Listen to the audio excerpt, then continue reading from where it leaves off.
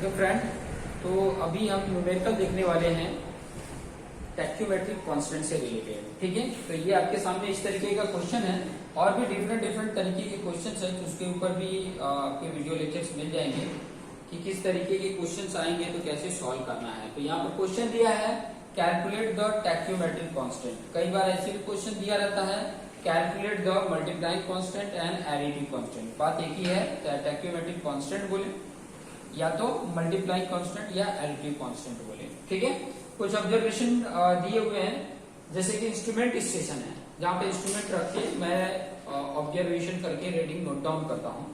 तो ए और B instrument station है, और स्टाफ स्टेशन बी एंड सी है, जहाँ पे हमने स्टाफ को रखा है, जो ऑब्जेक्ट मेरा पॉइंट है। क्लियर।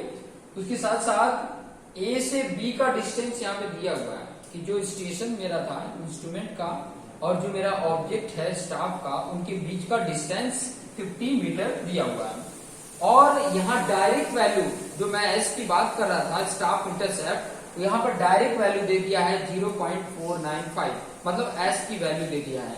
ठीक है, नहीं तो दूसरे तरीके का भी क्वेश्चंस मैं आपको बताऊंगा कि कैसे वो दिया जाता है। तो इसका जो जनरल इक्वेशन होता है वो ये होता है, जो मैंने आपको ऑलरेडी इसके प्रीवियस वीडियो में बताया था कि F upon I into S plus C को लिखते हैं एफ प्लस डी।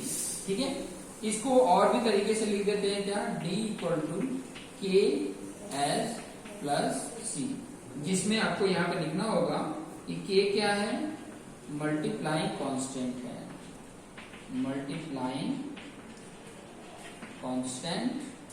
क्लियर। और जो सी है इसको बोलते हैं एडिटिव कांस्टेंट। Okay, clear. अभी हमें क्या करना है इस जनरल इक्वेशन में पहले वाली, ठीक है, फर्स्ट ऑब्जर्वेशन के लिए अगर मैं देखता हूं तो मेरे डी की वैल्यू क्या आ जाएगी। फर्स्ट ऑब्जर्वेशन के लिए डी की वैल्यू मेरी 50 है, या तो मैं इस ऑब्जर्वेशन को पहले लिख लेता हूं। ठीक है, 150 डी की वैल्यू, उसके बाद यहाँ पे एस की वैल्यू कितनी, के तो के ही रहेगा, के ही रहने दो। एस की जगह पे मैं क्या लिखूंगा, ये वाली वैल्यू, क्योंकि इसका लेके चल रहा हूं तो ये वैल्यू लिखूंगा। एस की जगह पे कितना वैल्यू है, 1.485 है और प्लस सी है। ठीक है, ये फर्स्ट हो गया। और फिर उसके बाद से दूसरा जो है वो 50। ठीक है, के को के ही रहने दो, और क्या है इसके एस की वैल्यू, ये है 0.495। ओके, अब प्लस सी, ये दूसरा इक्वेशन हो गया। ये दोनों इक्वेशन को मैं सॉल्व कर रहा हूं किस मेथड से, एलिमिनेशन मेथड से। और एलिमिनेशन मेथड में ध्यान देना क्या करना होता है हमें, देखो ये या तो सी के जो कॉफिशिएंट है वो बराबर कर लो, या तो के कॉफिशिएंट है वो इक्वल कर लो। तो के तो मेरे इक्वल नहीं है, लेकिन इसके साथ जो कॉफिशिएंट है 1 है, तो ठीक है। अब मैं क्या कर दूंगा, सब्ट्रैक्ट कर दूंगा। ठीक है, सब्ट्रैक्शन कर दूंगा। और सब्ट्रैक्शन जब भी करते हैं तो ये वाली वैल्यू में से इस वैल्यू को माइनस करते हैं, मतलब इसमें से ये माइनस हो जाएगा, इसमें से ये माइनस होगा और इसमें से ये माइनस होगा, तो ये प्लस माइनस क्या हो जाएंगे, कैंसिल हो जाएगा। इस वैल्यू में से इस वैल्यू को माइनस करना है। के तो मल्टीप्लाई में है ही है, 1.485 में 495 माइनस करते हैं तो कितनी वैल्यू आएगा, आई थिंक 0.90 आ रहा, 0.090 ऐसे कुछ है, 0.99। ओके, 0.99 आ रहा है, और यहाँ पर तो ये खत्म। और इसमें से जब माइनस कर रहे हैं तो 100 आएगा, 150 माइनस 50। उसके बाद के इक्वल टू अगर मुझे फाइंड आउट करना है तो मल्टीप्लीकेशन है, इस तरफ आएगा तो डिवाइड हो जाएगा, तो 100 डिवाइड बाय 0.99 अगर करते हैं तो अप्रोक्सीमेट 100 के आसपास आएगा। कितना आ रहा है वैल्यू, 100 डिवाइड बाई 0.99, मतलब अप्रोक्सीमेट 1 को हम डिवाइड कर रहे हैं, और 1 से डिवाइड करेंगे तो 100 ही आएगा अप्रोक्सीमेट, 101.01।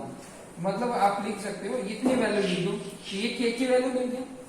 ठीक है, के की वैल्यू मिल गया, तो ये के की वैल्यू किसी भी इक्वेशन में पहले या दूसरे में हम क्या कर देंगे, सब्स्टिट्यूट कर देंगे या तो कीप कर देंगे। ठीक है, तो मैं यहाँ पे लिख देता हूं, पुटिंग the value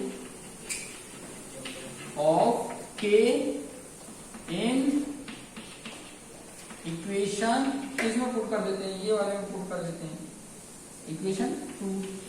तो 2 में पुट करेंगे तो यहाँ 50 है, यहाँ पे 0.495 के, और यहाँ पे c है, यहाँ पे वैल्यू पुट कर देंगे 0.495 के की वैल्यू 101.01 और प्लस c है, यहाँ पर 50 है।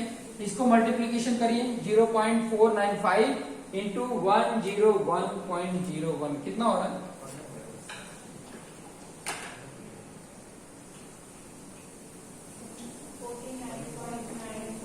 49.9 और प्लस c है, और यहाँ पर ये 50 है। ये यहाँ से माइनस होगा 50, क्योंकि इधर प्लस है c के साथ, इस तरफ आएगा तो माइनस हो जाएगा 49.9 इक्वल टू c। तो c की वैल्यू कितनी आ जाएगी, 0.1 दिख रहा है, 0.1, ठीक है 0.1। तो इतना वैल्यू आ जा रहा है। c का मतलब एडिटिव कांस्टेंट, k का मतलब मल्टीप्लाई कांस्टेंट। तो इस तरीके से आप एडिटिव कांस्टेंट और मल्टीप्लाइंग कांस्टेंट फाइंड आउट कर सकते हैं। देखो एक और इंपॉर्टेंट चीज यहाँ पे मैं बता दूं, k की वैल्यू नियर टू 100 वैल्यू आएगा, 100 के आसपास ही वैल्यू आएगा, जिसको मल्टीप्लाइंग कांस्टेंट बोलते हैं। और एडिटिव कांस्टेंट 0 के आसपास वैल्यू आएगा, 0.1, 0.2 या 0.5, मतलब उसी के नियरर में रहेगा, और ये 100 के नियरर में रहेगा। तो ये भी चीजें आपको ध्यान में रखना है, ठीक है।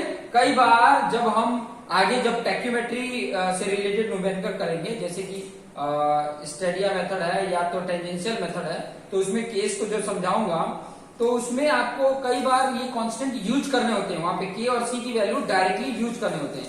कई बार नहीं दिया रहता है तो हमें खुद ही एज्यूम करके के की वैल्यू 100 और सी की वैल्यू 0 पुट कर देने होते हैं। तो अभी तो यहाँ पर फाइंड आउट ही वही कर रहे हैं, तो यहाँ जो वैल्यू आ रही है वही लिखना है। क्लियर हो रहा है?